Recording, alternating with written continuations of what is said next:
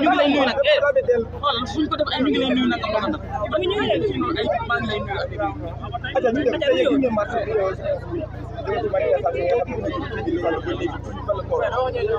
asalaamaaleykum mbooloo mi maa ngi leen di nuyu kenn ku ci nekk sa tur ak sa sant di nuyu waa Yëmbal waa Sénégal gi yëpp diaspora bi di nuyu honorable yi fi teew yëpp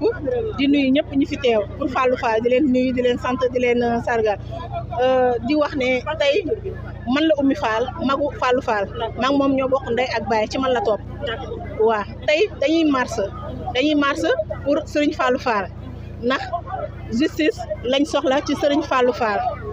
donte àtte nañ ko ba pare condamné ko mais dañoo soxla appel te def nañ appel bi déposé ko dañoo soxla ñu jox ñu date lañ soxla pour mën a répondre pour mën a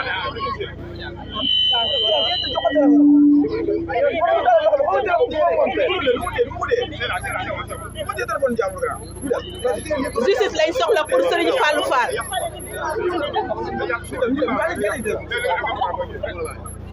justice lañ soxla pour Serigne Fallou Fall pour datu appel bi ñu dugal nii date bi mën a génn Fallou mën a taxaw ñu atte ko ñu bàyyi ko mu ñibbisi ndogu ak waa këram ndogu ak waa Sénégal ndogu ak waa Yëmbal loolu la ñuy ñaan ci justice bi marche bi ñuy def nag bëgg nañ dañuy adresse suñu parole ci le président Diomaye Faye di ko wax premier ministre Ousmane Sonko di wax ministre de la justice ñu leen di ñaan dañ leen di ñaan tey ñu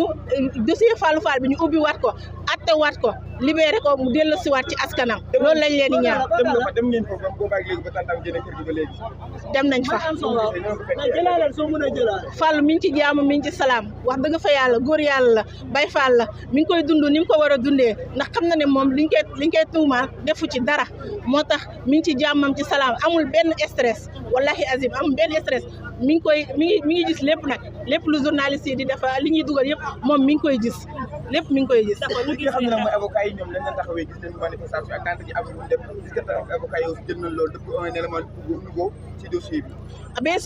bien sûr avocat yi déglu nañ ñëpp déglu nañ vidéo yi fi xew yëpp ñoom ñëpp déglu nañ ko vidéo yi àdduna bi yëpp dégg nañ ko ñëpp tasaare woon ñëpp dégg nañ moom li mu wax te déjà am na ñoo xam ne déjà ñi ngi doon joxe seen point de vue ci li mu wax kon dañ leen di bàyyi ñoom avocat yi ñoom tamit ñu def seen liggéey. seen papa ji nga xam ne tey moo témoigné woon dégg ci Fallou ba ñu jógee tamit gis ne rëccu na gis ne nga xam ne moo ci kaw tey noo ko gisee tey dana tax nekk ci sama papa moom dañ kaa dugal te moom xam na loolu yëpp léegi ñu ngi suñu jàmm ñu ngi suñu salaam wax dëgg fa yàlla. ci woowu ba moom sa papa dem na fa ba seeti doomam. waaw dem na fa seeti ji na ko waaw saafante nañ waxtaan nañ nekk nañ ci jàmm macha allah. ñu gis ne sénégalais yi jàppoon nañ xeex bi def ko seen xeexu bopp boobaak léegi changement am na ci mbir yi wala. waaw changement am na parce que nit ñi ñu ngi ñuy dooleel tey boo xoolee population bi yëpp génn nañ tey ñi fi nekk ñëpp mën na wax ne Yëmbal lañ dëkk tey boo gisee presse bi ni ñu fi ñëwee nit ñi nga xam ne ñoo ñu ëpp fonction comme honorable député ak ñeneen ak ñeneen ñi fi nekk ñëpp nga xool policiers yi nit ñi accompagner nga war a xam ne mbiru Fallou avancé na bu baax a baax. waaw loolu la ñuy maas loolu la ñuy ñaan justice bi loolu la ñuy ñaan ñu ubbi dossier bi ñu xoolaat mbiru Fallou Fall ñu bàyyil ñu ko mu ñibbisiwaat korité ci këram ndogoo ci këram ak famille. jugement bi non date bi génnagul loolu moo waral marche bi date bi génnagul léegi maa ngi remercier waa Yëmbal maa ngi remercier waa Mbedd Fass di remercier sama mairie aw ma seen fay ñoom ñëpp a ngi fi te dañoo woor dañu xam ne tey premier jour la ci koor gi métti na trop naaj bi tàng na ñuy dox egsi ba fii ñoom tàyyiwuñ ci mbiru Fallou Fall maire Mbedd Fass yëpp su ma waxee tan soor akañ ji moom wax naa ñëpp bàyyi naa ko mu li eggaleel ma lépp ak maire Mbaye ñu eggaleel ma lépp ci loxo yi ñëpp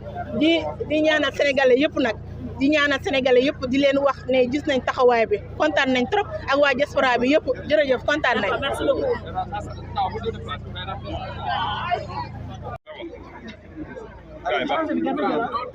Je m'appelle Sidi Gaye, ami d'enfance de Fallou Fall.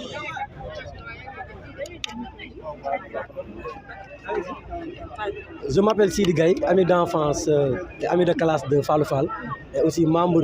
de ce collectif qui lutte pour la libération de Fallou Fall. Et qu'est-ce qui motive cette manifestation? Aujourd'hui, on a organisé cette manifestation dans le but d'abord de sensibiliser les populations mais aussi de mobiliser les troupes sur le dossier Fallou Fall. Parce que depuis des mois, les populations yeumbeloises, l'opinion nationale et internationale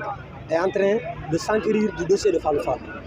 C'est la raison pour laquelle aujourd'hui nous avons décidé d'organiser une marche pacifique pour sensibiliser, remobiliser les troupes pour que la justice sénégale puisse réouvrir le dossier Fallou Fall, donc qui est accusé à tort sur le dossier de viol. Raison pour laquelle nous tous qui sommes là, nous sommes en train de se solidariser, en train de faire des actes pour solidariser, pour soutenir aussi notre frère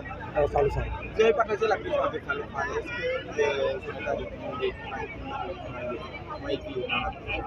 Fallou, j'ai partagé avec lui la prison. J'ai fait la prison pendant 8 mois lors des manifestations politiques. Je sais que c'est quelqu'un qui a des principes, c'est quelqu'un qui a des valeurs. C'est quelqu'un qui a la foi, c'est quelqu'un qui a la confiance et c'est quelqu'un qui avait l'espoir que s'il sera jugé, on va le libérer. Fallou Fall avait la confiance tranquille qu'une fois qu'il sera jugé, on va le libérer. Parce que c'est un dossier vide, c'est un dossier qu'on a inculpé de viol sur des actes fallacieux qu'il n'a pas commis. Raison pour laquelle nous, en tant que citoyens, nous, en tant que Yeumbelois, nous sommes là en train de le soutenir, en train de faire des actes, de poser des actes pour que la justice puisse réouvrir le dossier Fallou Fall. Et que sont les éléments nouveaux que vous avez obtenus aussi pour que la justice ouvre un dossier des éléments nouveaux? Je pense que sur ces questions techniques et ces questions juridiques, les avocats de Fall, le pôle avocat de Fallou Fall qui s'est remobilisé, mais qui s'est aussi massifié, il y a de nouveaux avocats qui sont venus intégrer le dossier. Je pense que les avocats ont intégré des éléments nouveaux par rapport au dossier Fallou Fall. Je pense que les avocats, le moment opportun, ils pourront communiquer par rapport à ces éléments techniques. Mais nous, en tant que population, nous, en tant que communautaire, nous portons ce voix. Nous sensibilisons les populations parce qu'on voit que les Sénégalais d'ici et d'ailleurs sont en train de mobiliser, sont en train d'alerter, sont en train de crier, sont en train d'exprimer leurs sensations par rapport à ces situations. Donc, qu'est-ce qui l'aspect juridique, l'aspect technique, il y a le pôle judiciaire qui est dans ce cas-là. D'ailleurs, le 10 janvier, donc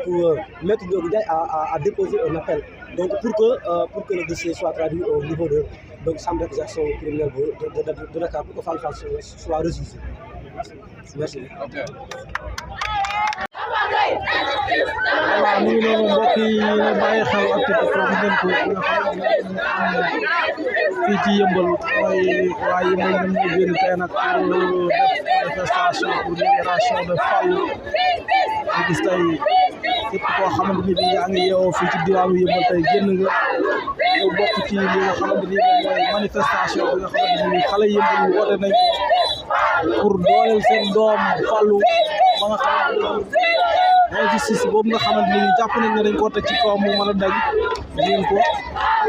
génn tey maire yeeg am di jàmm yi ak xale yi nga xam ne ñoom ñooy ay moromam lépp foo xam ne romb nañ ko ci mbedd mi rek maire yaa ngi naan libération de Fallou libéré Fallou libéré Fallou ngeen gis ko mbooloo mu amoon solo génn di dox ñaxtu pour ñu libérer seen doom Fallou gis ngeen ko